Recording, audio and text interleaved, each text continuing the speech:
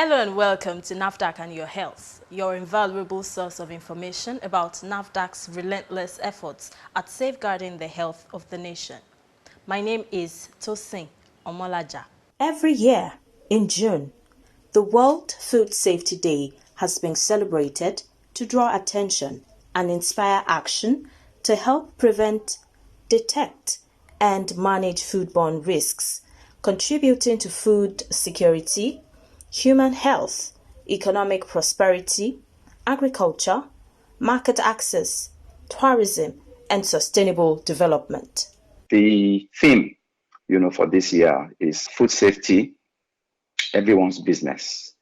This means that everybody, along the value chain of food has a role to play. Food safety is a shared responsibility of government, producers, and consumers. Everyone has a role to play from farm to fork. We must pay keen attention to what we eat and ensure that the food we consume is safe and will not damage our health. We have to be sensitive to what we put in our body. We have to become more acculturated to reading labels. And also to test what may be good, may be bad. If all of a sudden you start feeling nausea, you better find out what type of food. It's not somebody that is trying to kill you. It's very likely what is in the food. We have to be sensitive to what we put in our body so that we use less drugs. Food safety begins from the farm, where the food production process starts. Therefore, at this stage, utmost care must be taken to ensure that the harvest is safe for consumption. There are so many considerations that we have to put in place. Let me give you a typical example.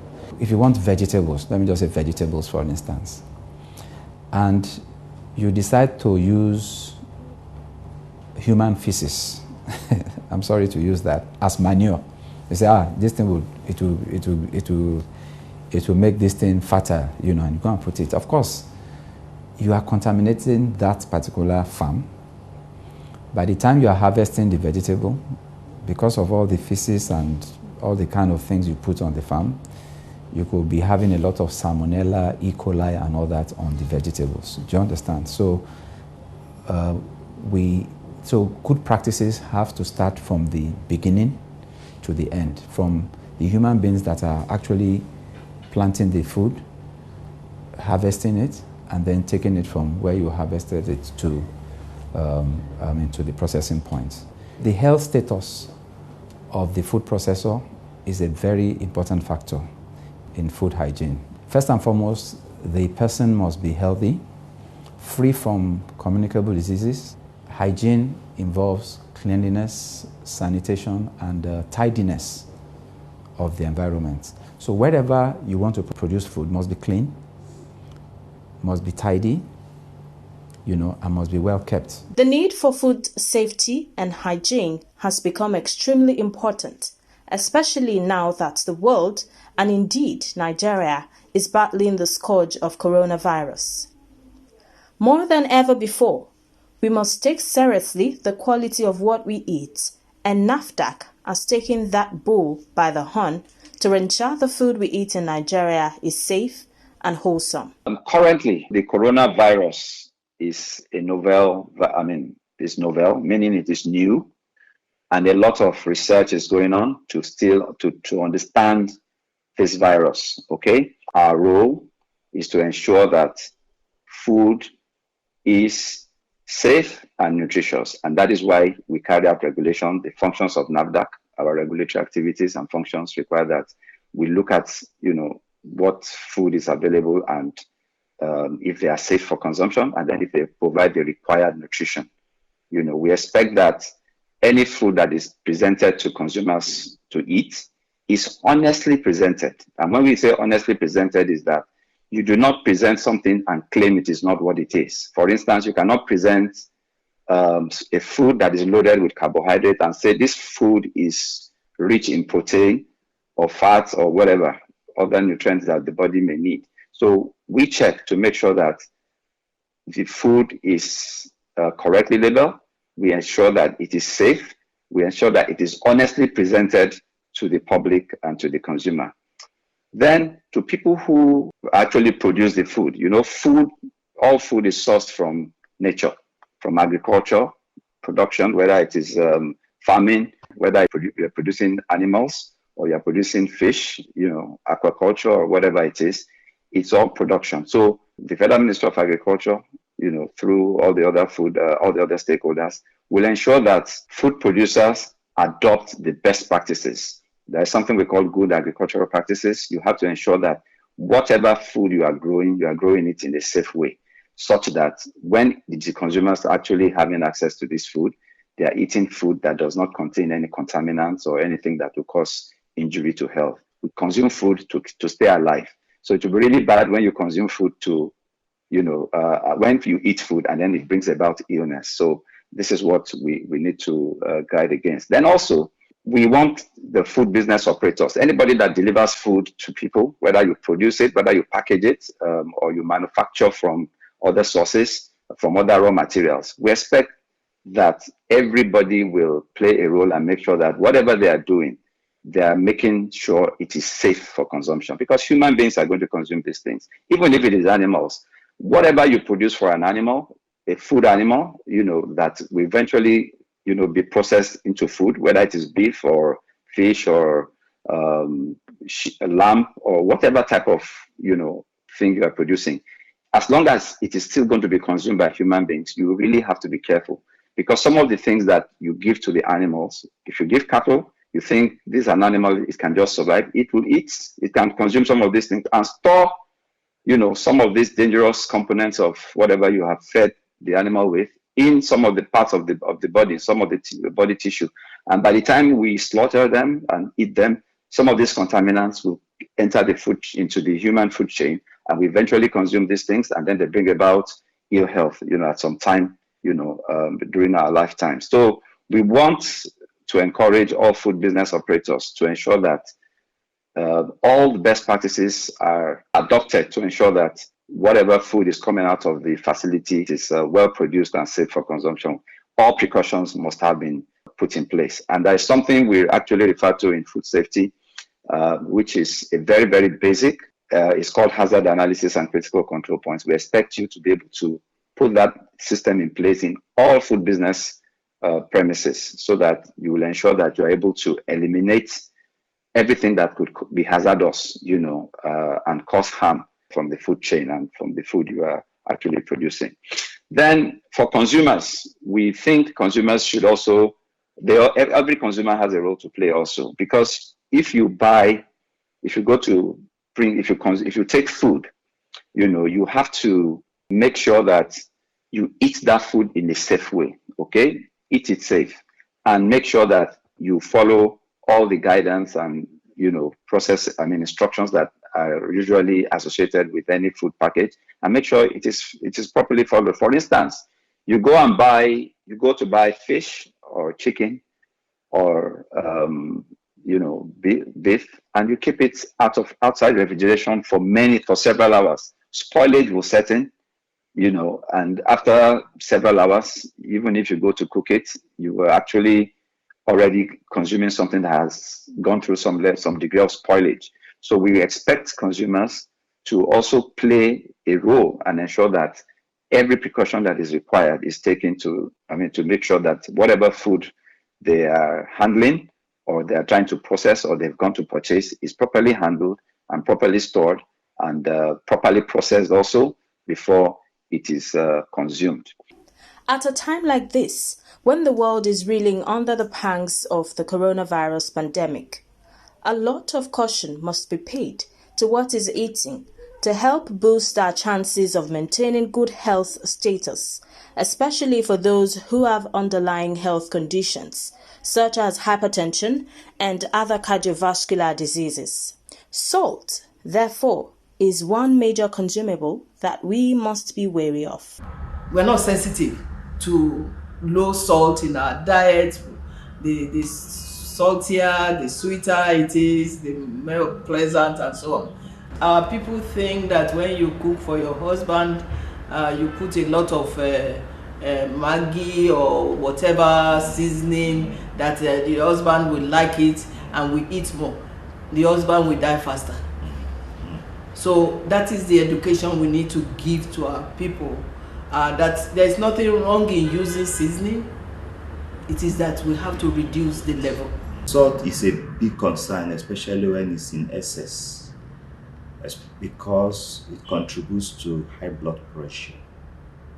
And this is more of a concern in Black population, where we have a difficulty of excreting salt or sodium, what they call sodium, compared to the white population. We are created that way. We don't excrete as much sodium or salt compared to the white population. So when you take too much salt, what will eventually happen is that the blood pressure can rise, especially in people that are predisposed to it. So we having a high blood pressure. And the way it works is this: salt, which is sodium, tend to retain water within the blood vessels, the pipe that carry blood. So if it retains water, the more water you have there, the more the pressure within those pipes. So in essence, too much salt contributes to high blood pressure. And high blood pressure is a great concern, because if high blood pressure is not treated, it can lead to stroke, it can lead to heart failure, it can lead to heart attack, and it can lead to kidney injury, what we call chronic kidney disease or chronic kidney insufficiency. So that is a major concern about salt. Salt has also been associated with some cancers, especially cancer of the stomach. But by and large, one of the greatest concerns about salt for us, especially those of us in cardiovascular medicine, is the issue of high blood pressure. And today, high blood pressure is the number one reason for poor health all over the world. When we say reduce the salt intake, one of the ways to go about it is that no added salt at the table. So if your wife, your spouse, or people around you have cooked food, don't add salt again at the table to that food. Avoid as much as possible what we call processed food. Processed tin food, canned food, because they are stored most time with salt. You cannot avoid them completely. Occasionally you take them, but don't make your life revolve around them. And what we call junk food also, that you get in fast food, most of them contain a lot of salt also. So reduce it as much as possible. For those that already have a disease, maybe heart failure especially, or had a stroke, increasing your salt intake will also worsen the condition. We'll take a short break now. Don't go away. Welcome back. If you're just joining in, you're watching NAFDAC and Your Health. Food additives are an important part of food production. However, caution must be taken to ensure that only approved food additives are included in the food production process. Food additives are materials, I will call it materials or substances or things that you add to food to preserve it, to enhance the flavor, to enhance the color. And so we have so many food additives. But all food additives are regulated by FAO and the expert committee on food additives, because we cannot just add food additives anyhow. There has to be maximum allowable that will not injure or cause health issues. So food additives are there, but they have limits. Other forms of food adulteration that had previously been noted by the agency are worth reiterating, especially at this time. We would actually like to reinforce some of the caution we had given to the members of the public earlier, even before the advent of this pandemic. We've always, expressed concerns about certain practices by some food business operators and some scrupulous people who deliberately contaminate food with things that should not be there. Things like adding azo dyes, coloring to palm oil. Azo dyes are things that cause cancer, and we don't want that to happen. using carbide to ripen fruits, things like plantain, mango, pineapple, and so on that people ripen with chemicals. Then also putting dangerous chemicals like sniper on grains to prevent weevils. These are very dangerous practices that we have advised against in the past, and this advice is still current, and we're trying to reinforce the advice, especially because of the circumstances we're in right now. We don't want people to have issues. There's a lot of all our medical people are really engaged trying to cope with COVID-19. We don't want other issues to distract them, avoidable issues to distract them, so that they can concentrate on tackling this and other diseases that are out there. So these foodborne issues are actually avoidable once the necessary precautions are taken. Then we also talked sometimes ago about people who tenderize meat with all sorts of dangerous things, especially using pharmaceuticals like paracetamol, to tenderize meat. These practices are really very dangerous, and it is harmful, and it is injurious to health. It was a little crazy for me to hear that people are using Panadol or paracetamol to cook food. It's weird. I will use the word weird. Because what can we not do then if we are now throwing Panadol into the pot to soften the meat? Paracetamol is acetaminophen, pharmaceutically, that's the word. And when it is heated, it changes to para-aminophenol. It is toxic to the kidney, toxic to the liver. So it is not like that paracetamol is going to keep at paracetamol after being heated for so long. Paracetamol, you can take up to 4 grams in one day, meaning you can take 500 milligram, which is, usual high strength. You can take 2 of it 4 times a day. That's 500 milligrams, 2 tablets, 1 gram, 4 days. But that is for a short time. If somebody is in the habit of using this to cook, it's not paracetamol that the person is taking. The person is taking the byproducts. They are taking the toxic byproducts. And they are not just taking it for 2 days. It has become part of their own regimen in terms of cooking. So when you talk of paracetamol with, used during cooking, you are talking of very, very hot temperature. Heat breaks it down to para-aminophenol, benzoquine. All these byproducts are dangerous. They are toxic because it is not now that you did it only once. If it becomes a pattern, then you start taking the toxic byproducts on a daily basis or weekly basis or for life, and before you know it, the kidney is compromised, is damaged, the liver is damaged. And then also there are people who will learn to try to use hides, skin animal hides that are meant for to produce leather materials, maybe to produce belts, shoes, and bags. They try to reconstitute this and convert into mama. These are very dangerous habits also, and we